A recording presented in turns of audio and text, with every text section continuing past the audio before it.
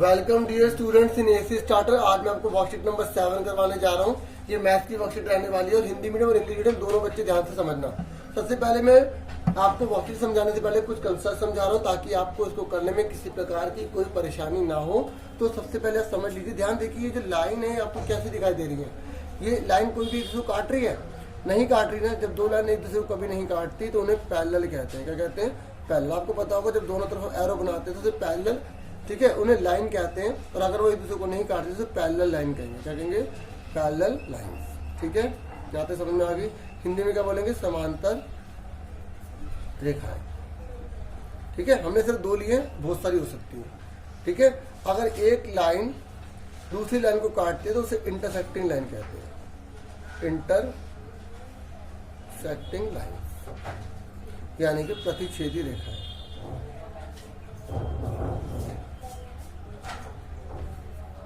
ठीक है, यहाँ तक समझ आ गई।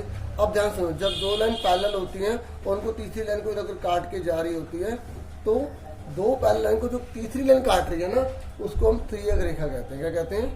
त्रियक रेखा। ठीक है, क्या बोलते हैं इंग्लिश में? Transversal line.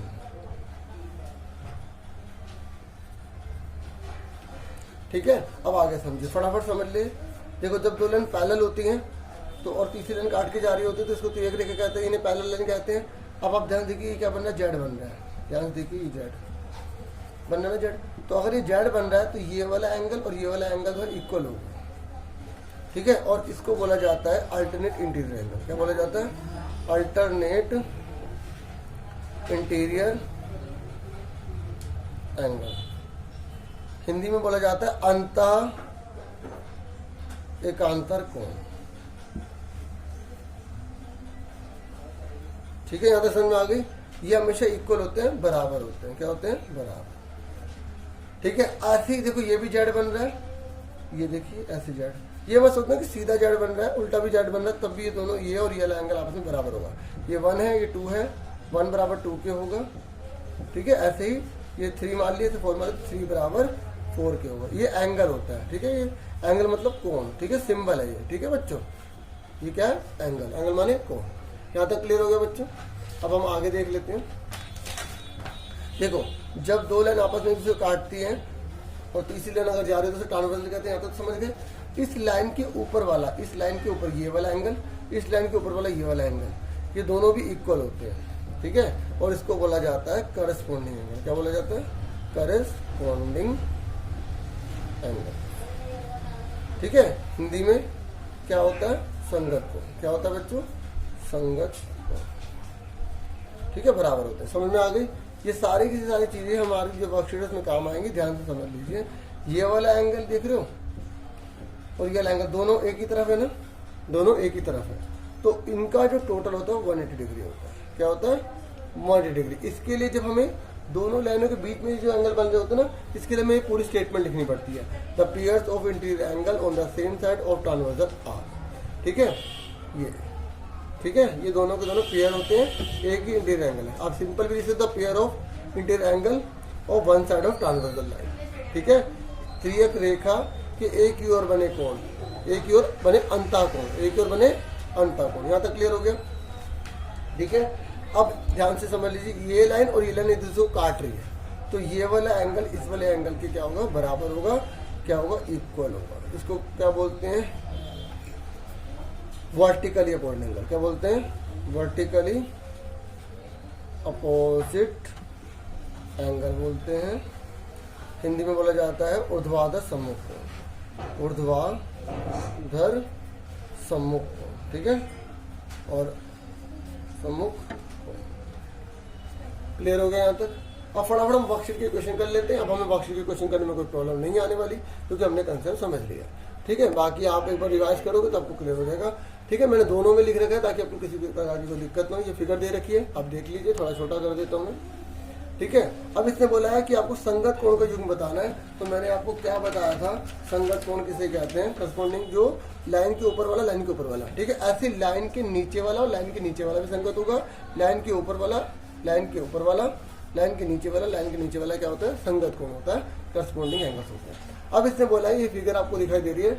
ठीक है, तो इसने बोला कि आपको पेयर बताना है, ठीक है, जो करस्पॉन्डिंग एंगल हो। तो बताओ कौन कौन सा होगा। एंगल 1 बराबर एंगल 5 के, ठीक है, एंगल 5 एंगल 1 एंगल 5, ठीक है, एक हो गया। और कौन सा हो सकता है 2 और 6 के, एंगल 2 एंगल 6, ठीक है। और कौन सा हो सकता है 3 7 4 और 8, ठीक है। हमने खाली 2 ही लिख दिए, यहाँ तक समझ में आ गई। अगला बोला है वर्टिकली अपवर्ड एंगल, ठीक है।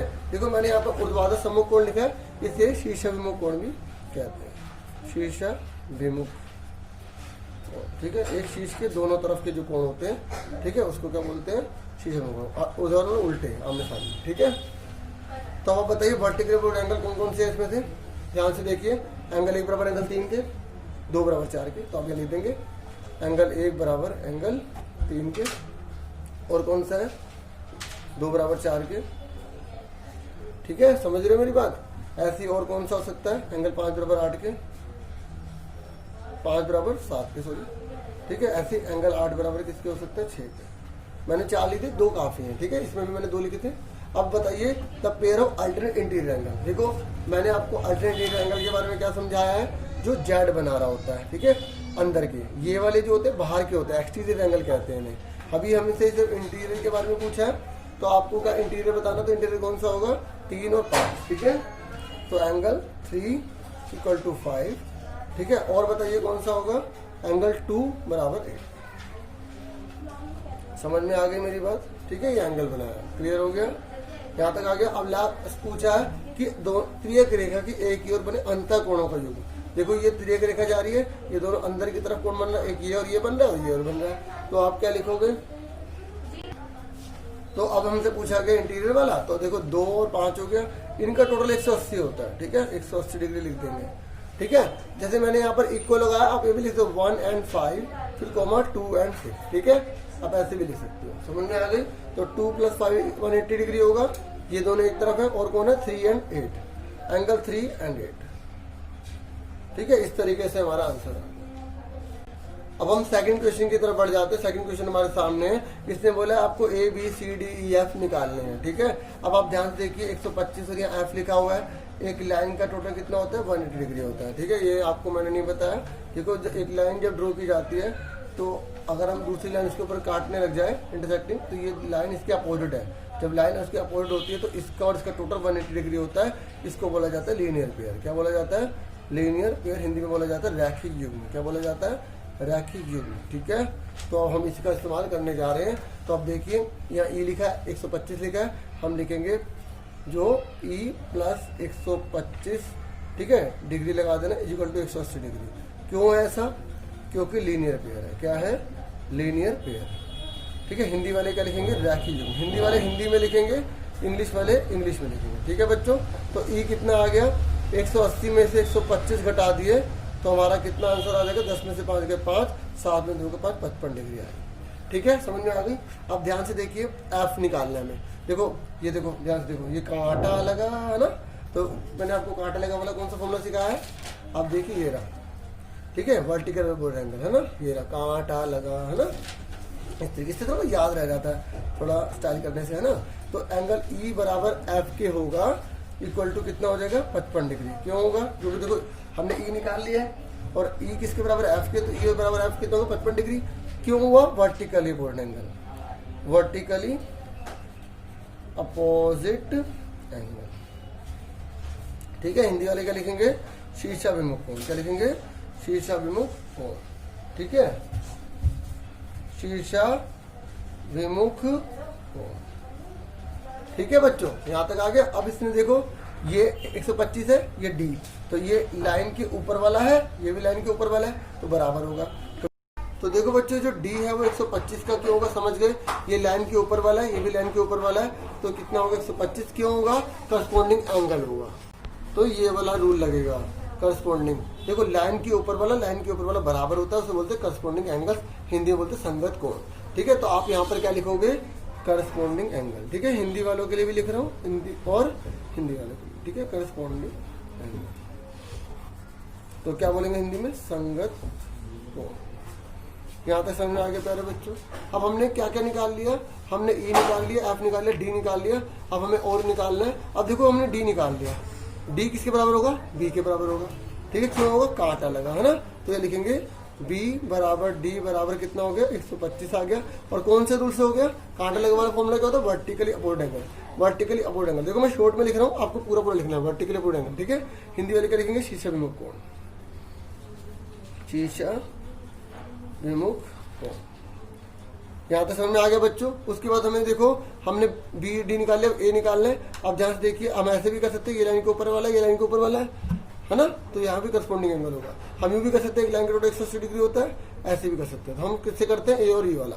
ठीक है, तो हमने क्या करा, ए बराबर होगा ई बराबर होगा, ई कितना निकाला 55, तो ए भी कितना होगा 55 डिग्री होगी। कौन से रूल से हुआ, ये भी लाइन के ऊपर है, ये भी लाइन के ऊपर है। कौन सा रूल होगा बच्चों, करस्पॉन्डिंग एंगल। ठीक है, करस्पॉन्डिंग एंगल हिंदी में क्या बोलते हैं बच्चों, संगत। ठीक है, अब हमें क्या निकालना, बाकी सी निकालना। तो ए बराबर किसके होगा, सी के। ठीक है, तो ए बराबर किसके होगा, सी के। और सी ए हमने कितना निकाला है, 55 निकाला है। कौन से फॉर्मूले से आएगा, वर्टिकली अपोजिट एंगल। ठीक है, यहाँ पर आप सेम लिख लोगे, शीशा विमुख कोण। ठीक है, क्या लिख लोगे, शीशा विमुख कोण। यहाँ लिख के दिखा देता हूँ, शीशा विमुख कोण। इस तरीके से हमने सारे आंसर निकाल दिए। ठीक है, आप एक बार सारे आंसर लाइन से यहाँ दोबारा लिख के दिखा देना अगर चाहो तो, नहीं तो नहीं लिखोगे तब भी ठीक है। समझ में आ गई बच्चों। ठीक है, लास्ट क्वेश्चन हमसे पूछा गया है कि यदि दो रेखाएं एक दूसरे को काटती हैं, फटाफट काट दो। ठीक है, 2 लाइन डिसाइड कर रही है, तो क्या रहा है, how many angles have been form, तो कितने एंगल बने हैं, 1 2 3 4। तो इसका आंसर कितना आ गया, 4 एंगल्स। ठीक है, 4 कोण बस। ठीक है, आज के लिए इतना बहुत है। उम्मीद करूंगा आपको अच्छे से समझ में आ गया होगा सारा कंसेप्ट। और अगर नहीं आया तो एक बार दोबारा देख लें, क्योंकि नई चीजें कई बार एक बार में नहीं हो पाती है। ठीक है, जिनको आ गया एक्सीलेंट, सुपर एक्सीलेंट, बहुत ज्यादा ध्यान से देख रहे थे वो। ठीक है, आज के लिए इतना बहुत है। Thank you for watching and listening carefully. Take care yourself.